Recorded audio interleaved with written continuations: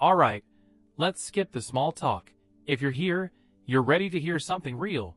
So buckle up. Look, I'm not the kind of woman who puts up with nonsense from men.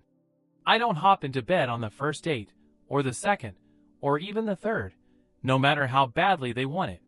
That's just not how I operate. I'm not out here losing my mind or bending myself out of shape just to be liked. I'm not trying to fix men or accidentally getting hitched and popping out kids like it's a plot twist. I'm 32. I've got a solid job, my own place, my own car, and guess what? I'm still alone. And frankly, I don't even know where you men are hiding these days. You're not showing up. And when you do, you're not staying close for long.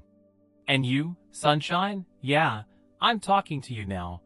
Don't pretend there's not a massive elephant standing right here in the middle of the room. You act like you're the divine center of the universe, but maybe you're just orbiting around your own ego. Ever thought about that? Maybe that's why no one's eager to talk to you. You ask questions, sure, but then don't let anyone answer. You steamroll every conversation like your opinion is gospel. I paid good money to be here, and at the very least, I'd like to speak. Just hand me the mic. Let me get a word in. Because what you listed off? That's not everything. Those aren't the only conditions that matter. Relationships, people, this whole thing, it's complicated. There's more going on than just a checklist of do's and don'ts. Maybe you're coming off as exhausting. Maybe it's too much. I don't know, and frankly, I'm not going to guess. You laid out your 6 golden traits like it's a TED Talk. But who really knows what's happening behind the scenes? Maybe you're not as sweet as you think. Maybe there's a sharp edge underneath. Maybe you've been hurt, and now you walk around trying to dominate every man you meet. You say you don't sleep with them, but maybe that's why they don't stick around for a second try. Again, I'm not claiming to know for sure. But it sounds like you've done everything right, and still ended up fed up. So now what? What are you really trying to prove? You expect me to stand up and declare every man out there a jerk? Nah, that's not my job. I don't know your story. I don't live in your skin. But if you want answers, maybe ask the people around you. Ask your friends. Maybe they've been waiting to tell you something you're not ready to hear. And let's not dance around the truth. A man wants to feel a woman's softness. Her calm. Her presence. That's what draws him in. You might have all the polish on the outside, put together, well-spoken, refined, but the energy you give off feels more like a runaway train than a warm invitation. And here I am, a stranger, a decent guy. I didn't wrong you. You bought your ticket, I showed up, and somehow I still have to wrestle with you just to say a single sentence. Maybe, just maybe, you noticed the room sighing when you spoke. That's not coincidence. You've got a powerful opportunity in front of you. You could move hearts, shift minds, create real connection, if you just ease up and stop swinging like you're in a boxing ring. Maybe take a breath, step back, and really ask yourself why it always feels like a fight. That's all I'm saying. Maybe, or maybe not. But hey, worth thinking about. Look, I'm just calling it like I see it. Being in your lectures, it made me realize something surprising. I'm actually a really happy wife and mom. Yeah, I mean it. But back when I was just watching your videos on YouTube, I had this weird reaction. I thought some of the questions people were asking were kind of wild. Unrealistic. It honestly shocked me how far people have drifted from knowing how to build a real relationship. Like, when did that happen? But you know what? I'm not even sure I care when it happened. That's not the point. It's like falling overboard in the middle of the ocean. If someone throws you a life preserver, you don't start asking, when exactly did I fall off the boat? You grab the damn preserver. You save yourself first. Reflection comes later, when you're on solid ground and not choking on seawater. Still, something did shift. Somewhere along the way, something broke. Maybe it was the political messes. Maybe it was the systems we grew up in. Maybe it was just the weight of modern life grinding us down. But somehow, family values started losing their shine. The whole idea of the family unit started to feel outdated, even mocked. And now, It's like we don't even know how to talk to each other anymore. So we try to patch it up with alternatives, civil unions, guest marriages, open relationships. Anything but commitment. Anything but the real thing. But none of those substitutes seem to stick, do they? We're still searching for something that actually feels right. Something solid. And maybe the reason we haven't found it yet is because, well, we're not supposed to. We're wired to be in pairs. To be connected. We're not these lone wolf creatures who can just thrive in isolation. From day one, we need someone else to help shape us. That's just how we're built. I remember reading somewhere, maybe a biology book, that the more advanced a living being is, the more helpless it is at birth. That stuck with me. Think about it. A baby deer can be up and walking within minutes of being born. But a human baby? Helpless. Utterly incomplete. Can't survive without someone caring for them. Without connection. And maybe that's the key. Maybe all our intelligence, all our emotional depth, gets built not through solitude, but through relationships. Through interaction. Through being nurtured and seen and mirrored by someone else. We don't even realize how deeply we need that. How much it shapes who we are. But it does. From the moment we're born, we need people to grow. That's not weakness. That's the design. You know what really made me think about how much we need each other? There was this experiment I read about once. Maybe you've heard of it. They took these baby monkeys, separated them from their mothers, and placed them in a controlled setting. No real mom in sight. Just two options. One was a wire frame shaped like a monkey, with a bottle of milk built into it. Cold, hard, mechanical, but it fed them. The other? It didn't offer any food at all. It was just soft, made from terry cloth, shaped like a mother figure. No nourishment, no milk. Just warmth. Comfort. And guess what happened? Those little monkeys clung to the soft one. The terry cloth mom.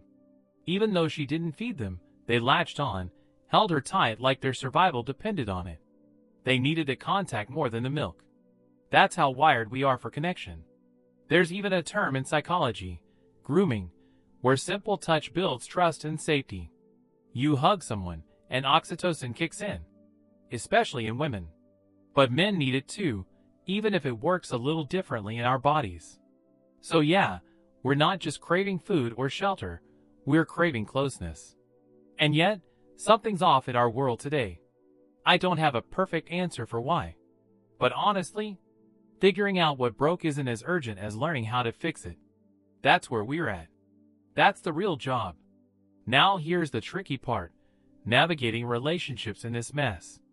Like, when a guy starts courting you, when is the right time to tell him where you stand on intimacy? That you're not looking to sleep with someone casually or before marriage? Because let's be real, today's culture doesn't exactly make that easy. If you hold that boundary, you're going to face questions. Maybe judgment. Definitely confusion. And you can't exactly keep it a secret. It'll come up. Not necessarily on the first date, or even the second, but it's coming. So you've got to know how to say it. Not like it's a confession, or like you're broken, but like it's a value. Like it's strength. It's not the same as telling someone you've got some embarrassing condition. You're not ashamed of who you are. You're just clear about your standards. That's not weakness. That's self-respect. Truth is, women don't want to be overly exposed either. We're not all just throwing ourselves into bed after a nice dinner and a smile. A lot of women are holding back. Some even show up to the second date practically wearing a metaphorical veil, trying to signal, "Hey, I'm serious. I'm not here to play." And yeah, there's a whole lecture I remember. The 6 stages of relationship building. I shine in that one. It breaks it all down. Step by step. So the answer to that awkward question? Yes. Of course you've got to say something. Just say it right. Say it with confidence, not fear. And that brings me to another classic dilemma. Can men and women really be just friends? Now personally, I think they can. In theory. But here's the catch. It rarely stays just friendship forever. We can pretend otherwise. But at some point, one side starts to wonder, starts to feel something more. It's that unspoken tension. Even in the most innocent friendships, there's always a thread of attraction lying dormant. And when that thread gets pulled, things shift. Yesterday at the men's club, we actually talked about this, and let me tell you, it got interesting. We laughed, sure, but we also got real. Even when a man and a woman are trying to keep it strictly platonic, that undercurrent is there. Like it or not. So if you're sitting there thinking, "Oh, come on, it's just friendship." Well, maybe. But don't be surprised if the energy eventually changes. That's human nature. That's biology. Doesn't mean it's wrong. It just means we need to be honest about it. Anyway, nobody really pushed back on it. Sure, the room got a little tense for a second, but then everyone calmed down. I had to explain, look, saying men and women can't just be friends isn't some outdated nonsense. It's not about being shallow, and it's definitely not about thinking attraction always equals romance. It's just reality. Because here's the truth, if a woman and a man are friends, and there's zero attraction, no spark, no chemistry, it's probably not going to stick. I'm not saying every friendship is about looks, but let's not pretend we build deep emotional bonds with people we find completely unattractive. We just don't. Even with male friendships, it's different. Society doesn't wrap that in layers of maybe and tension. There's no underlying current of something more. But between a man and a woman, that possibility always hovers. Doesn't matter how innocent the friendship seems, there's a current, even if it's buried deep. So yeah, attraction plays a role. Always has. I mean, just picture it. One guy looks like Brad Pitt in his prime, the other, not so much. No charisma, no energy. You're telling me they both get the same friendship opportunities? Not likely. It's human nature. You gravitate toward people who light something up in you, visually, emotionally, energetically. Now, let's bring this into marriage, because this is where it gets real. If you don't have friendship in your marriage, you're basically skating on thin ice. Sex alone won't carry you. There are 3 key pieces that hold a relationship together, and friendship is one of them. If that's missing, you're just waiting for things to fall apart. You've got to enjoy each other outside of the bedroom. You've got to like each other. But here's the catch. Even if you're just friends with someone of the opposite sex, especially if you're both married, you still need to play it smart. There are rules. And if you don't follow them, well, fire and oil, my friend. Separately? Fine. But get them too close, and it's bound to ignite. So yeah, you can be friends with the opposite sex. Just don't be stupid about it. Me? I've got a couple of married friends. Great people. And yeah, their wives? Attractive. I wouldn't be friends with someone I find repulsive. Who would? But we've got boundaries. We respect each other's space. I can visit their home when they're around. My wife can do the same. No problem. But if it's just him and her, alone, lights low, wine on the table. Nah. We're not playing that game. Not because we don't trust each other, but because we respect what could go wrong. We respect the fire. And yes, I know how the excuses go. It's just coffee. We were just talking. She's my classmate, for crying out loud. Sure. Until it isn't. Until one moment blurs into the next, and now you're knee-deep in a situation no one planned for. Happens all the time. It starts with, "We're just friends," and ends with someone asking, "What were you thinking?" So yeah, be friends. Laugh, talk, share ideas. But don't be naive. Friendship between men and women isn't impossible. It just comes with fine print. The kind you'd better read twice. So he tells me, "We don't need to be friends." And then someone else jumps in and says, "He just wants to sleep with you." But that's not it. It's not that simple. And deep down, everyone understands that, even if we pretend not to. Now listen, when it comes to my female friends, they all know something very clearly.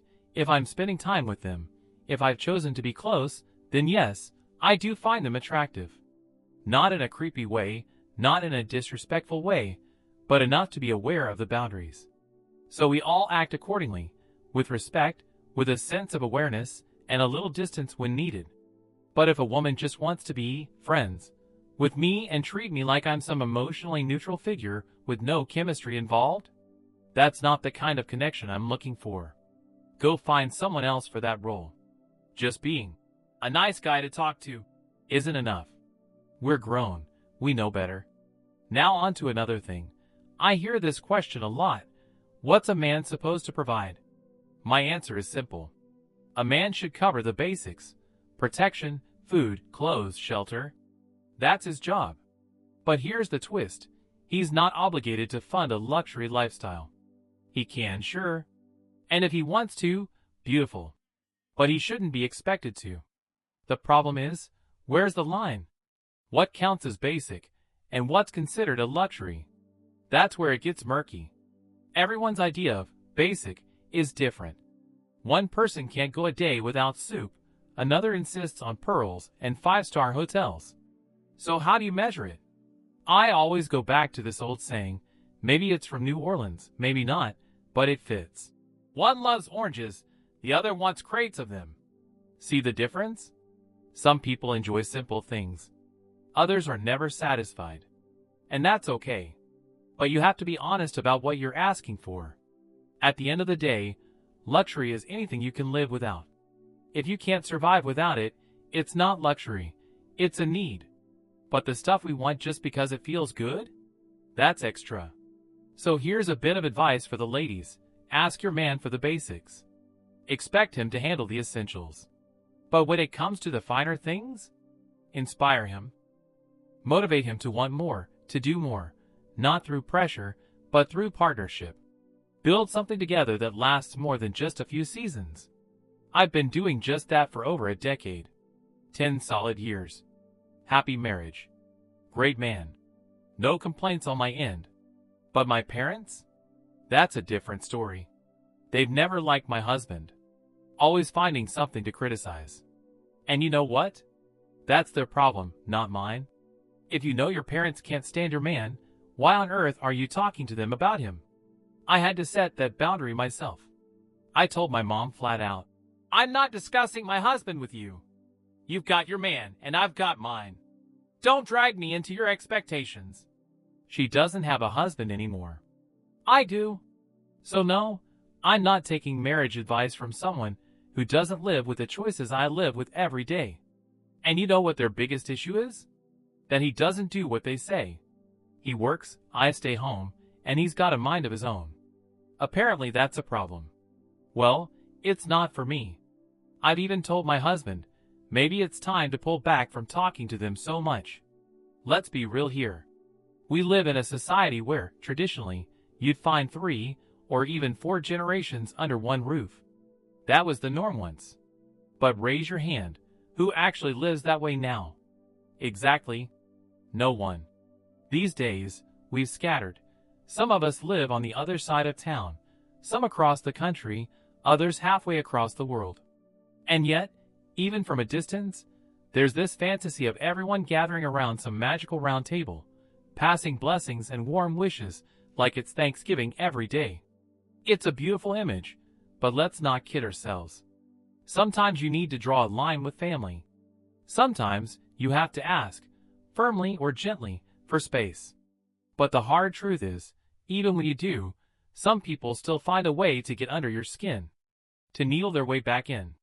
And often, it's not out of love, it's just to stir up drama, to throw a wrench in your peace. So how do you deal with that? I'll tell you what works for me. I only communicate with people who genuinely love me. If someone doesn't love you, doesn't support you, doesn't show up with kindness, you don't owe them your time. You don't need to keep those lines open. And here's where it gets deeper. What's the real danger of spending time with people who don't truly care about you? The first and most important thing is this: they drain you.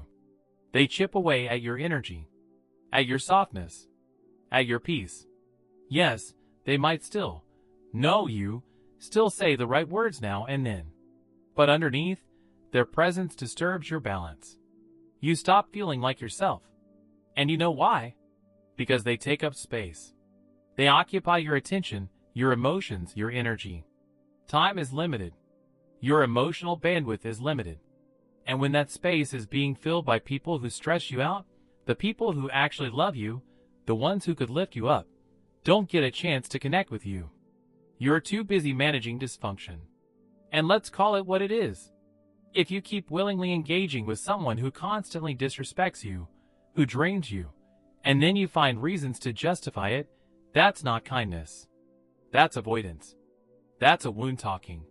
That's a habit rooted in emotional patterns you never questioned. You've got to be honest. What kind of person keeps going back to someone who repeatedly wounds them? Someone who finds reasons to stay in the fire. That's not strength. That's unresolved pain.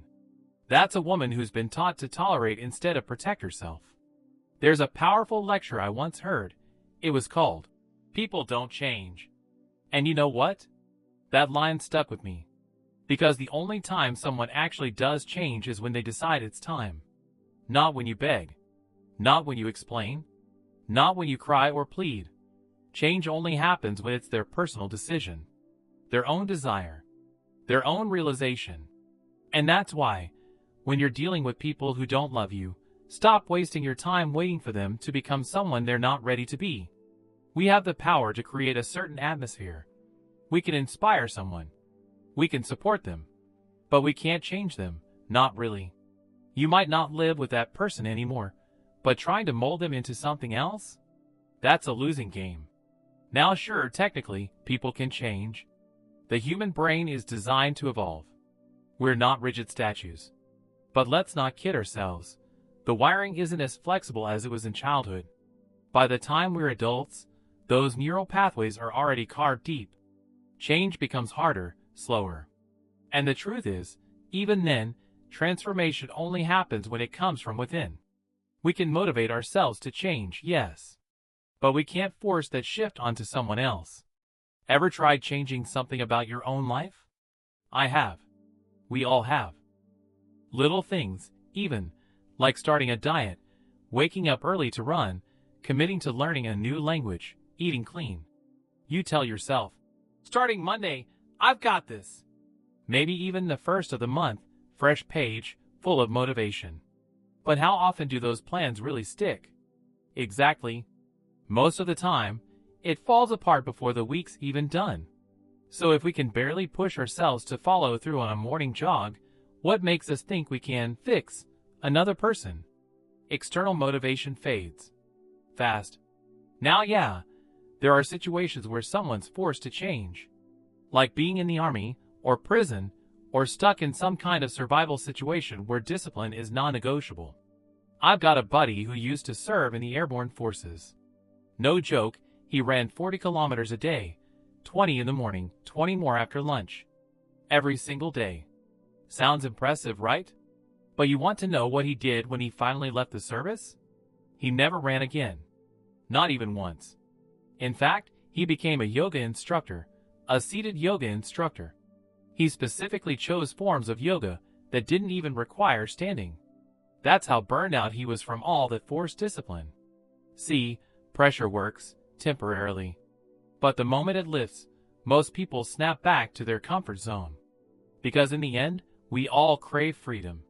Especially in relationships. Freedom is the core of love. That's why this golden rule exists. Never try to change a man. And if you're not going to change him, the only real option you have left is to accept him. As he is. Now here's where it gets tricky. The moment we say, accept him as he is, someone's bound to ask, but how am I supposed to accept all his flaws? And I get it. You're not the Army enlistment office taking anyone who shows up with a heartbeat. You're building a life, not processing applications. But here's what's often misunderstood. Accepting someone isn't the same as tolerating everything they do. It means understanding the boundaries of freedom. Your freedom, their freedom, together. It means asking yourself, what's essential to me? What am I willing to live with? And where do I draw the line? Love isn't about sanding someone down with a file until they fit your vision. It's about choosing someone whose raw shape still works for you, without needing to cut off pieces of who they are. So the question isn't, how do I change him? It's, can I love him as he is, in the scope of my own freedom? And that's where the real work begins. Here's the truth, And it's something I learned the hard way. Freedom needs a frame. You can't just wave it around like a flag and expect life to fall into place. Especially in relationships. You can't build anything stable without knowing where the boundaries are. Now, let's talk about change, specifically men and change. I'll say this once, loud and clear. Men don't change just because you want them to. Ever. Not because you asked sweetly. Not because you dropped hints. Not because you tried to create an atmosphere. Sure, he might be influenced by his surroundings. He might adapt under pressure. But if you're talking about a grown man, especially one past his 20s, then what you're getting is mostly set. The core of him? That's been built already. We're not dealing with a blank slate anymore. We're in the stage of long-term relationships, marriage, real life. You're not shaping clay at this point. You're living with the statue. So what do? You accept him fully. Or you don't. Because if you can't love him as he is, then he's not the man for you. It's like this. Imagine you're shopping for a car. You walk into the lot and buy a used Dodge. Not the prettiest thing. Not a BMW. But it runs, and it's yours now. Then suddenly, you decide you want it to be a BMW.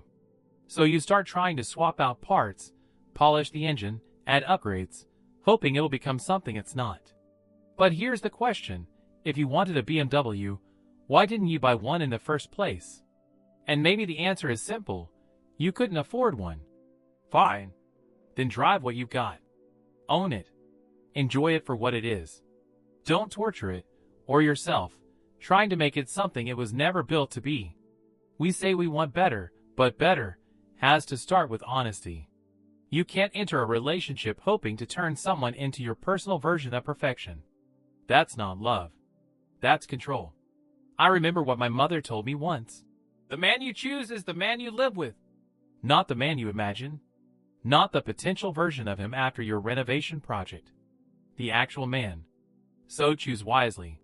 And yes, there are stories of men trying to change women too. You've heard them. Maybe you've lived them. Quick question. How many women out there feel genuinely grateful to their husbands for remaking them? Go ahead, raise your hand. No hands? Exactly. That says everything. When someone says, "My husband changed me," it rarely comes with pride. Usually, it comes with quiet resentment or a long story for a therapist. Because being improved isn't the same as being loved. It's being edited, rewritten. Now imagine this. A woman shows up, beautiful, confident, in a red dress. Her man takes one look and says, "I love you, sweetheart. You're everything I ever wanted. But could we make a few small changes?" He starts with the hair. "You're a brunette, but I've always loved redheads." Then the eyes. "Green is nice, but blue is my favorite." Maybe even the nose. "Can we tweak it a little? I prefer a different shape." The lips? "Let's plump them up, just a bit. More like fireworks." The body? "Love it, but can we tighten this? Slim that? Add a little more over here?" And suddenly, she's no longer the woman he claimed to love. She's a project. A before and after. And somewhere in the middle of that transformation, she's sitting there thinking, why did I ever sign up for this? He keeps saying, "I love you," but all she hears is, "You're not enough as you are." And that's exactly how a man feels when you pick him apart. You chose him. You said yes. And now you want to rebuild him piece by piece? If you want a man, pick one you actually like. Don't choose a fixer-upper and expect miracles. Focus on what he does well. On his strengths. On the good he brings into your life. And if you can't find anything to admire in him, then you've got a bigger question to ask yourself. Why are you even with him? Because if he has no strengths, no virtues, nothing you respect, then what are you doing? Why are you still there? That's not love. That's self-abandonment. And you deserve more than that. So here's the deal. If you're living with him, then he's your choice. And if you say he's awful, if you complain that he's a mess, then you've got to ask yourself, why are you still there? You picked him. He didn't just appear on your doorstep with a warning label. He walked into your life, and at some point you said, He's mine. So now you're telling me he's selfish, or cold, or all kinds of difficult. Okay. But how did he become your husband? And I get it, sometimes things don't show up until later. People shift. Life changes them. He starts acting controlling, isolating you from others, and now it feels like you're trapped in a storm you never saw coming. That happens. I know it does. But let's be clear, if you're still there, still choosing to stay, still sleeping next to him, raising kids together, then this is your life. He didn't sneak into it, you let him in. Now, I'm not here to blame. I'm here to wake you up. If you want to stay, and if you're determined to make it work, then you better focus on what is good. Start with his virtues. Find them. Name them. Focus on them like they're gold buried in a hard place. But let's be honest, if you can't find a single thing to appreciate, if you can't respect him, can't admire him, can't say a single kind word about him, then what are you doing there? There's a simple rule I live by. A woman should admire her man. She should be able to praise him, not because she's forced to, not because it's expected, but because she genuinely feels it. She should be able to say, I respect this man. I'm proud of him. And not for him, for herself. Because that's what gives your relationship joy. That's what keeps the fire alive. That's what makes love worth living. And if you can't say those things, if you feel nothing but disappointment and frustration, then maybe he's just not your man. Now don't get me wrong. Everyone has flaws. We're human. No one's perfect. But flaws are one thing. Disrespect is another. And that's where women often get stuck. They start asking, what does it mean not to tolerate bad behavior? And my answer is always the same. You already know. You feel it in your gut. You just don't want to act on it. Tolerating isn't patience. It's not strength. It's surrender. And it doesn't lead anywhere good. When a woman chooses not to tolerate unworthy behavior, that doesn't mean she screams, throws plates, or starts quoting self-help books. It means she takes deliberate action. She sets boundaries. Her attitude changes. Her energy shifts. And the man feels it. Believe me, he feels it. Because when a man is with a woman who doesn't tolerate nonsense, he knows exactly where the line is. He's not confused. He's not guessing what she'll put up with. And strangely enough, most men appreciate that clarity. It keeps things real. So no, you don't have to be cruel. You don't need ultimatums. But you do need to act. Respectfully. Calmly. But firmly. You let him know, this is what I accept. This is what I don't. And you follow through. Now, there's a difference between tolerating flaws and tolerating mistreatment. Let's get that straight. We all have flaws. Some of us talk too much, or leave socks everywhere, or forget birthdays. Some of us aren't tall enough, rich enough, deep enough. That's life. That's being human. But flaws aren't the same as behavior that erodes trust, respect, or safety. And that's the line. That's where your non-negotiables come in. Because you can love someone with flaws. You can't love someone who makes you feel small. You know what tolerate feels like to me sometimes? Like being told, this is your homeland, love it or leave it. And you think, well, I love it, sure, but I still don't want to live there. It's that same weird loyalty we're expected to feel toward a place, a relationship, a person, just because we started with it. But love without alignment, that's not peace. That's just emotional paperwork. Now here's the irony. We're told we can't change our country. But we can. People move. People leave. People build new lives halfway around the world. We shift everything, jobs, cities, even families, when we have to. But for some reason, when it comes to our spouses, we hold on with this quiet, desperate hope that maybe we can change them. Same goes for our kids. And this is where it gets real. A child isn't a lump of clay you can mold into anything you want. A child is a seed. And that seed already carries within it what it's meant to become. You don't take a cherry seed, plant it, and expect potatoes. You don't scream at it, scold it, or guilt it into becoming something else. If it's cherries, you give it the soil, the sun, the water, and let it become what it already is. That's how you raise people. That's how you love them.